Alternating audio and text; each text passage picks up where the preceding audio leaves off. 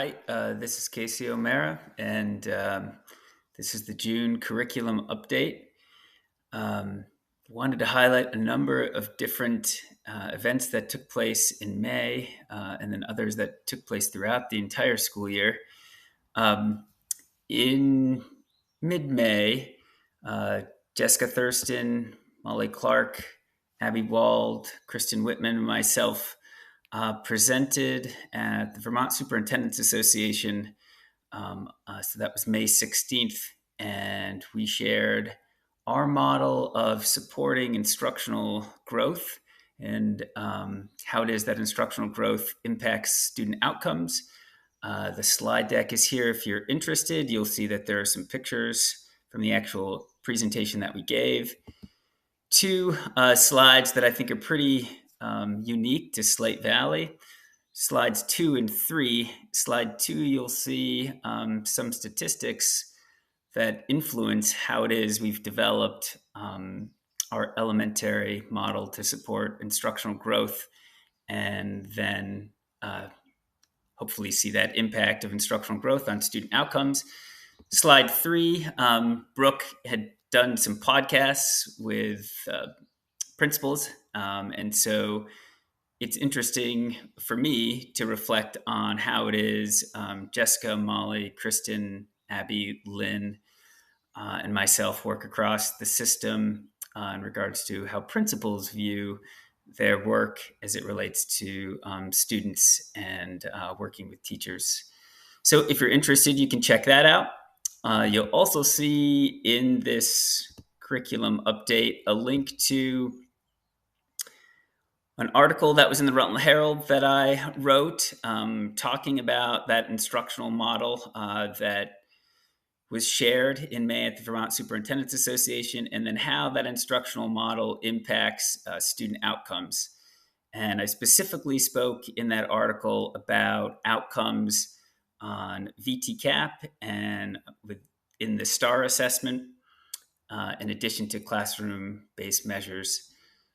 So Walter helped me, and if you're interested, you can go through and look at the fall to spring growth rates for students. The goal for all of our elementary schools and our middle school was to see 80% of our students meet their expected rate of growth in a given year, and that's at the 50th percentile. You'll also notice that there's in this slide deck an indication of the number of students who are proficient, and we use the 40th percentile for that. STAR gives a range of 40 to 60% to determine proficiency. You'll also notice that there are different subgroups that are pulled out, and those subgroups are looked at by the Vermont Agency of Education as they consider how it is we can support students who typically have been disadvantaged in school. So they call them historically marginalized groups. And so we study and try to make certain that we're attending to the needs of students that are on IEPs, ESTs, and those students that are qualifying for free and reduced lunch. You'll notice in this slide deck that there is information broken down by building. Also wanted to highlight something that's in that June update that I'm sharing, and that is a presentation that I'm going to give Monday night, June 10th. And it's about continuous improvement. And you'll hear more going into next year about how it is we can kind of hold ourselves to different goals within our system to make certain that we are on a path to try to see all students meet and exceed standards, and then also find a level of proficiency in the classroom. So that's here on slide 4. Interestingly, as well, is to reflect on, the first go through with VT-CAP. We just went through our second. I also have a link here of historical when we gave the SBAC and how it is Slate Valley, which at the time it was Addison Rutland's Supervisory Union, performed on that assessment. And so if you're interested, you can look at that. Generally speaking, I'd say we've had a wide range of performance, which is represented in our first attempt at VT-CAP. We've had students performing as cohorts within the 20s and 30s percentile of proficiency, all the way up to 60%. So I would imagine we'll continue to see that range as we become more familiar with VTCAP over the coming years. Some of the data that's in this slide deck is also in that which I previously mentioned. One that I did not mention, but it is in that previous slide deck, is our first ever attempt across our our elementary schools, working with classrooms that had more than 40% of their class not meeting the expected growth rate in the fall, winter assessments of STAR. And so we identified those classrooms as being in need of class-wide support. And so you can see the outcomes here for classrooms that were receiving those supports through the fall, winter, and then in the spring.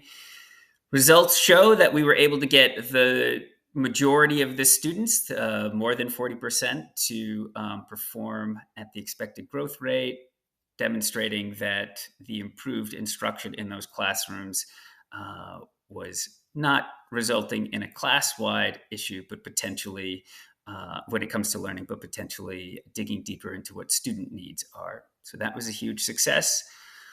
I mentioned subgroups earlier, free and reduced lunch, IEP students, and EST students. So you'll see some of that information I'm going to share on Monday night. Also, you'll see here in this slide deck kind of a 3-year trend line of how it is students are performing on STAR.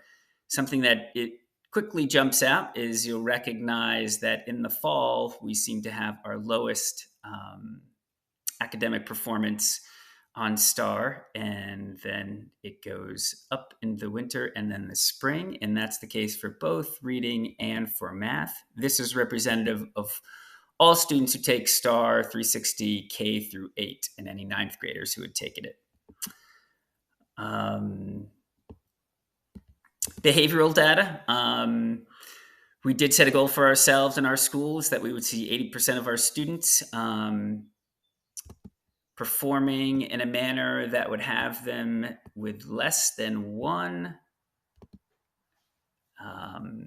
major. And so you can see how we did in our attempt at that goal. I think we recognize that there are few students, but there are students in our system, in our schools, that need a different approach than what we typically provide when we think about PBIS and expectations and routines. And so we're working on honing in on what a skill set is for us as adults that we could begin to work on with students who are not responding as we would like to those typical expectations and routines that we establish through PBIS. And then the final slide of this slide deck is about continuous improvement and the plans that I work through with Kristen, Lynn, Molly, Jessica, and Abby. And I'll share those on Monday night. In addition to all that is academic outcomes that are seen through measures such as VTCAP